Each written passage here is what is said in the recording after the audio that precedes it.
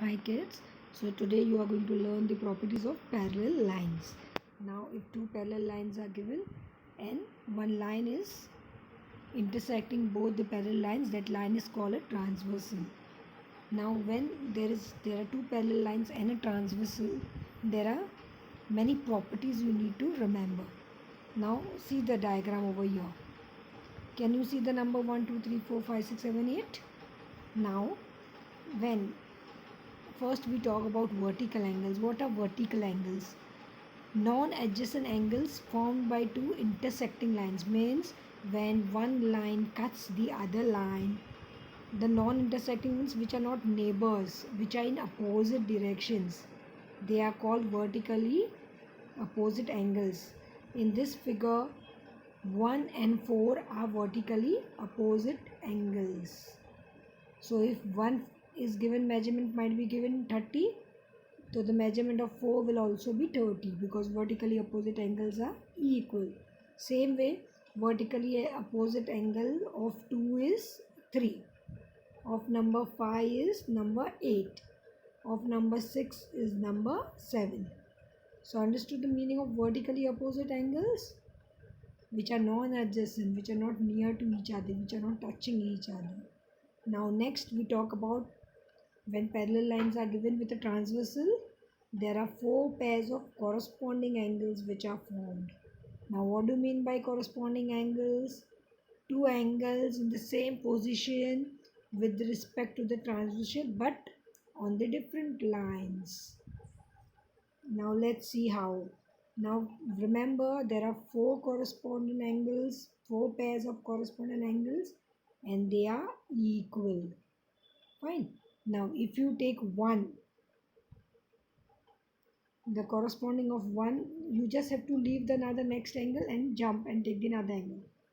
Angle 1 is correspond to angle 5. Angle 3 is correspond to angle 7. Angle 2 is correspond to angle 6. Angle 4 is correspond to angle 8. Means you have to leave one and take the another angle. So total there are 4. I repeat, which are the corresponding angles in this figure? Angle 1 correspond to angle 5. Angle 3 correspond to angle 7. Angle 2 correspond to angle 6.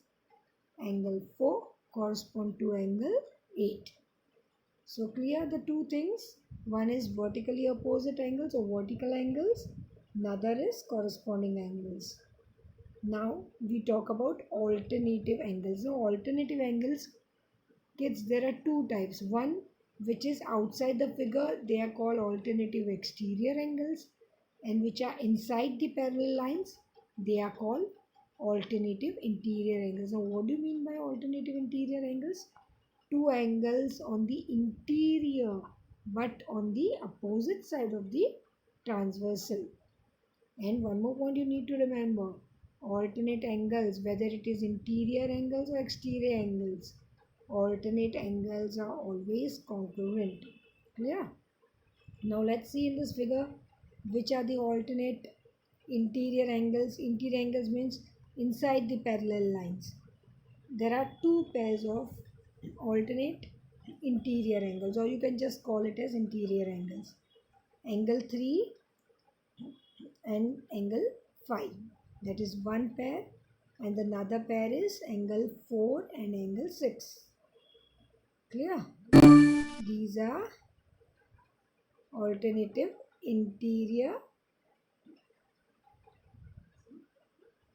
Sorry kids.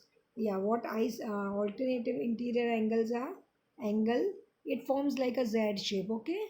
So angle 3 and angle 6 are one alternative interior angles, and another one is angle 4 and 5.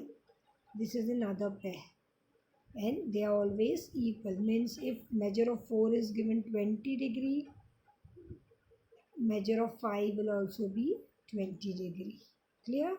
Now exterior angles means which, kids? Alternative exterior angle means two angles on the exterior but on the opposite side of the transversal. Even these are congruent, like Example is angle 1 is equal to angle 8, alternative exterior angle. Same way, angle 2 is equal to angle 7, alternative exterior angle. Clear? So there are two pairs of alternative interior angle, two pairs of alternative exterior angles, and they are always the same. Fine. Now we talk about interior angles. Kids, interior angle means which are inside the parallel lines in the same line. The definition, if you go to see, two angles on the interior and on the same side of the transversal. Okay. Alternative means opposite.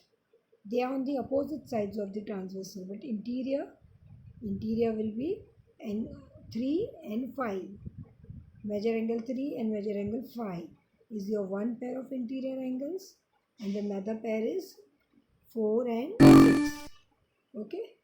Now over here the total of interior angle will be 180 degree. So you can't say interior angles are equal. You can say interior angles are supplementary, that is 180 degree. I mean to say, if 3 is given 50 degree, what will be 5? 180 minus 50, that is 130. Got it? Yes, very good.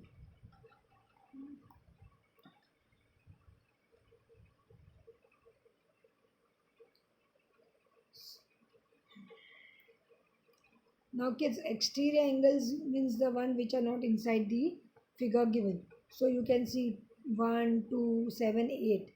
These all are called exterior angles. Okay? Yeah. So with these properties, which properties? Vertically opposite angles, corresponding angle, alternative interior angle, alternative exterior angle, and interior angles. We can find many things. Now look, for example, this is a diagram given. Over here, first let's see the corresponding angles. Over here, can you say which are the corresponding angles? See, the answers are given over here. Corresponding means you have to jump one angle, correct? So 1, then leave 4, come to 5. So 1 and 5 is one pair, then 4 and 8 is another pair.